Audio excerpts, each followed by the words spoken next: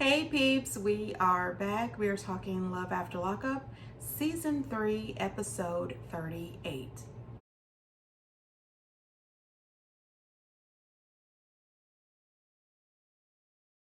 Before we get into the show, I would just like to offer my condolences to Tracy's family and friends. I unfortunately never seen the episodes that she was a part of. However, I am positive that she is going to be missed by millions of people. So I just wanted to send out my condolences to all of her friends and family. You're in my heart and in my prayers. Stan and Lisa, they are just team too much. They are quite odd. And Stan is that nasty old man. I get all these nasty vibes that come off of this man. She was really concerned about her short hair and the excess weight, but Stan doesn't care.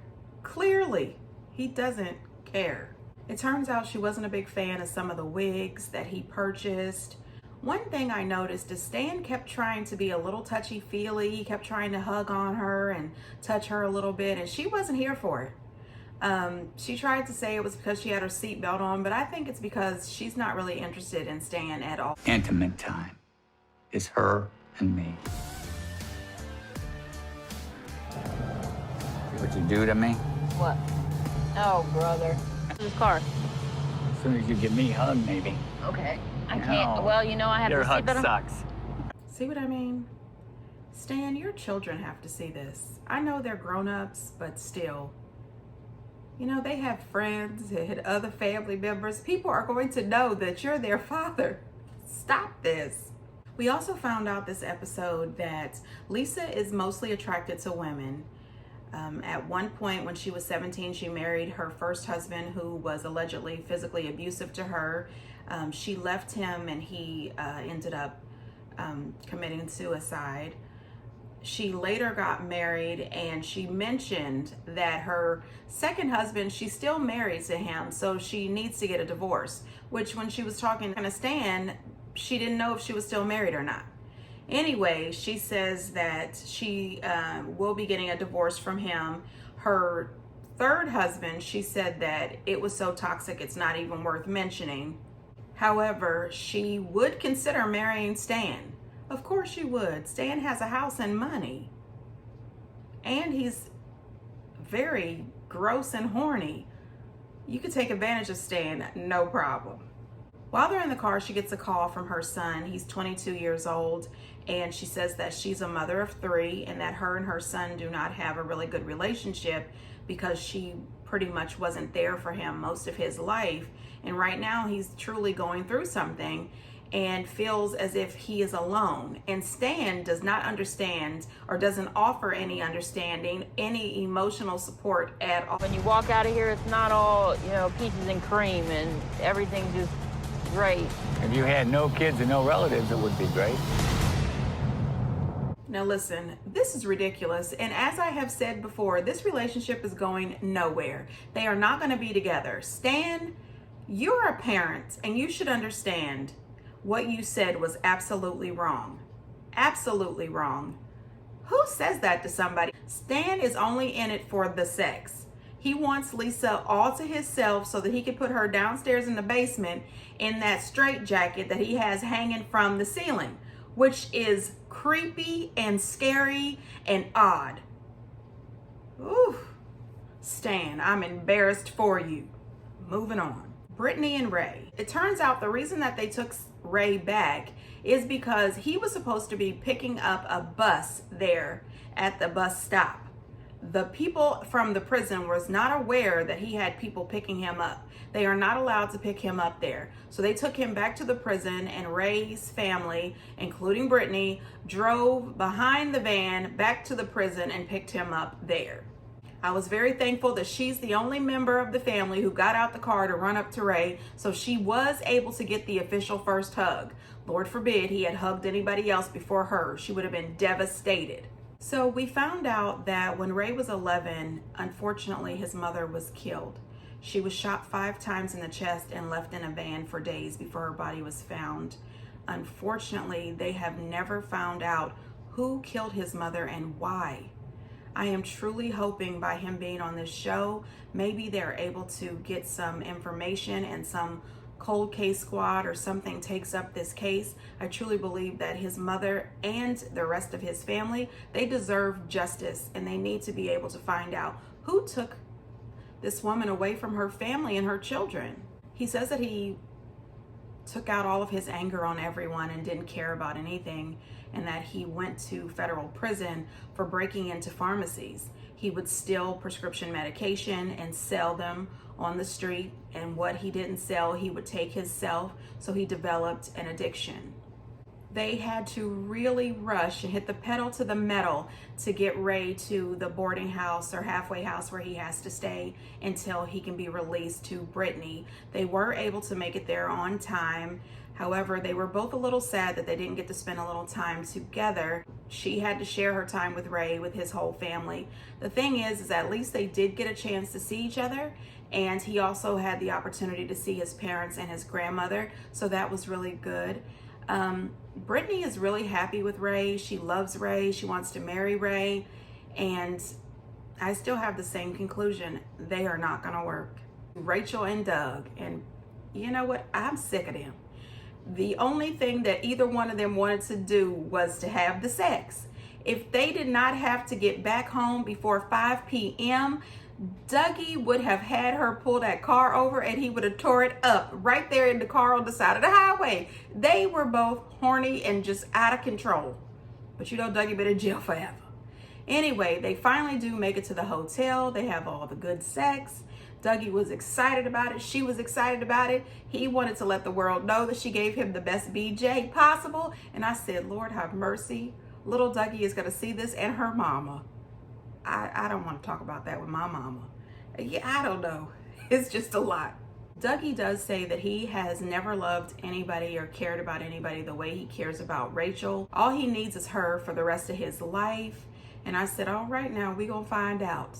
Fast forward a few months and let's find out. We also found out that he went to jail originally when little Dougie was 1.5 years old. He then spent 6 years in jail. When he got out, he was out for 40 days with little Dougie. Then he was locked up for an additional 5 years. So what we actually found out is that he does not have a relationship with little Dougie. He does not know little Dougie, and they're virtually strangers. Besides pictures, prison phone calls, that's a lot for that young man, and he needs some stability. And I really do think that he loves it at Rachel's house, and I'm hoping for little Dougie's sake that big Dougie can act like he has some sense. Now, when they get to Rachel's house, big Dougie is extremely excited. He says that this is the nicest house he has ever lived in his entire life. Normally when he sees houses like this, he's breaking into them. Now he says this is his place. He's the king of the castle. I love it when they get home from jail with absolutely nothing, and then start to mention how this is their home. They're the king of the castle. Really? Okay. We're going to see what happens. Oh, God. So then we just get real ridiculous, real unsteady. Real, maybe we should call in a psychiatrist, okay? They introduce us to a new couple, Anisa and Jeff.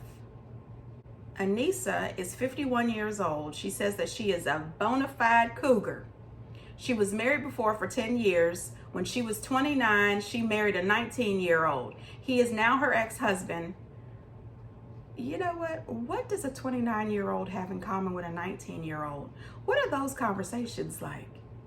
I really would love to know. She says that when they got engaged, her 19-year-old fiance bought her a $9,000 ring. Now she's engaged to prison Jeff, and he has nothing. She says that he's a broke boy. Yes, ma'am, you said it right. He is a 40-year-old broke boy. Remember that, okay? She says that she eventually got bored with her ex-husband because he was such a sweet and nice guy. She likes men that are a little more edgy. So she purposely went on the prison website, and that's how she found Jeff 11 years ago. Honey, listen, let me tell you, I'm not going to wait for you 11 months. I won't wait for a man for 11 years in prison. Buddy, you were in prison. I don't think so. She says that she absolutely loves Jeff. She said he's very handsome. His body is ripped and covered in tattoos. Couldn't you find a very handsome, ripped body tattooed man at the Walmart, down at the local bar, at a juke joint, at a honky tonk, somewhere? I mean, my gosh, why prison? So she says they're engaged and they're at the bridal shop. She's looking for that Cinderella story, you know. And the thing that really made me chuckle, it took me all the way out. I mean, she's at the bridal place, and the lady who's working there, I don't know if she's a customer service person or if she is the owner of the bridal shop, but the way she was behaving, I hope she's the owner of the place. She asked Anisa, she says, how did you guys get engaged? You know, she's expecting that love story. Oh, well, you know, he got down on one knee. She was expecting that. She says, oh, he's in prison. He asked me over the phone. And the girl says, oh, okay. That's what I would have said. Okay. With a big smile on my face because I don't want to get fired. So what are you going to do if you get here and he doesn't show up this time? Wait, is he not... Were you guys going to get married before and he didn't show up? Like, what's the situation? Yeah. There's been 2 times that he hasn't shown up. So what makes you think he's going to show up this time? Good question there, Miss Haley. He's going to show up. You know, I thought, lady, it's your job at the bridal place to just get dresses. You are fully engaged in this woman's business. But I like her because I'm nosy too. That just blows my mind. That I have that much faith in him? That you have that much, that's crazy. Like, I'm sorry, I'm not calling you crazy. I'm just saying that's crazy. Okay. Maybe a little bit you're crazy too, but that's okay. There is definitely something fishy about this relationship. I'm not even convinced he's real. Honey, I think you should know a therapist. You know, this is absolutely blowing my mind. You have waited for this man not once, but twice. And now you're about to do it a 3rd time. And you are standing in the middle of a bridal shop with your cousin who thinks that you're absolutely out of your daggone mind, trying on wedding dresses to do this again. Ma'am, seek therapy, okay? Seek help. You know what? I agree with the sales lady. Even though she is stepping outside of her customer service responsibilities, this is ridiculous. Ma'am, there is no way in the world that I would be standing in a bridal shop right now. My thing is this, if he really does come home to her this time, it'll only be because Love After Lockup is filming, number 1. And number 2, he wants the Love After Lockup check. This relationship is doomed for failure. It's not going to work. Girl, go find you a tatted up man down at your local bar. So she is at home counting down the hours. It's 18 hours before Jeff is getting out of jail. She is excited. She is expecting this warm, comforting reunion where he tells her he loves her and just her. She hasn't even spoken to him because he's always in solitary, she says, so he can't really call very much. It's not a make-believe boyfriend or nothing like that? No, he's not imaginary, I promise. You know, I mean, we've always been honest with each other. This is about the damn dumbest thing you've ever done. Now listen, when someone has to ask you a question like that, that should really tell you something. It should really tell you something. If you are over the age of 6 or 7 and someone asks you about an imaginary relationship, it's time to call somebody, a therapist. Maybe they might call Stan and see if they can borrow that straitjacket that's hanging up in his basement. Ma'am, seek help. Dante and Nicole. Well, listen, it turns out that Nicole's mom was married to a man and now she's married to her best friend, Jill. She says, hey, isn't it better to be married to your best friend? Oh, right. I would say, yeah. You know, if I got married, I would definitely want him to be my best friend. But on a side note, don't judge me, people, but I absolutely love her mom's hair color. It's so bright and bold. I love it. I'm just saying, moving on. Also, on a side note, does it bother anybody else that Dante holds a full conversation without opening his mouth? I just feel as if he's a ventriloquist and we don't know about it. Anyway. I feel like you should probably be a little more honest. Don't be taking advantage of him. Honesty is always the best option, you know? I don't know a whole lot about Dante, but I think Nicole's very much about things and not about relationships. And I think that is where the problem began. What's your plan going forward? Like, where's your life going? I mean, I don't know. I'm just gonna let Dante take care of me for a little bit. You know, but I appreciate her mother. I appreciate her mom telling her not to use that man. I also appreciate her mom saying she knows that this girl is in it for the money and the material possessions. And this isn't appropriate. It really isn't. She is clearly using him. I don't think she loves him at all. She's using him until she can get back on her feet and then move on with her ex-boyfriend, Zach. What's going to happen is Dante is going to be absolutely devastated and he's going to be broke again. Hopefully he will not have to move back into his mama's house with his little brother. Now he shows up over at her mom's house and they seem to be shocked. They have no idea that he's coming. She's in the kitchen trying to get her hair dyed Barbie blonde. Girl, bye. And here he comes. We're engaged. Oh gosh, she didn't tell you. Y'all are engaged. Yeah. Are you talking to anybody else? No. Actually, I have something that has prevented me from wanting to, you know. I bought myself a toy.